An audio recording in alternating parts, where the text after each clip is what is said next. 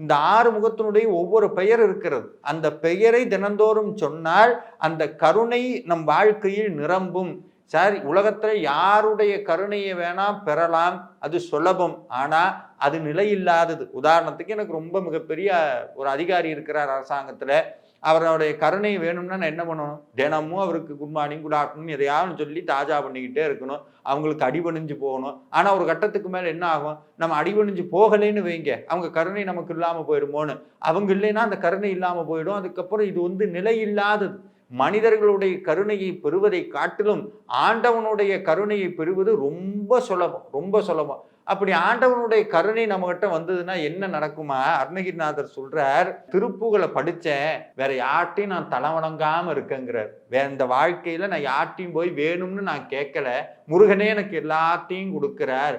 அந்த திருப்புகள் படிச்சங்காட்டி ஒருவரையும் மதிப்பதில்லைங்கிறார் அந்த திருப்புகள் பாயிரத்துல. அப்படின்னா மதிப்பதில்லைன்னா என்ன அர்த்தம்னா மதிக்காம போறதில்லை. எனக்கு அவங்க கிட்ட போய் வேணும், அவங்க கீழே போய் அடிபணிங்கிற தேவை எனக்கு இல்லாம முருகனே என்னை பார்த்து கொண்டார் அப்படின்னு சொல்றார். அப்ப இந்த கருணை நமக்கு வரணும்னா முருகனுடைய 6 திருமுகங்களுடைய பெயரை தினமும் சொல்லலாம்.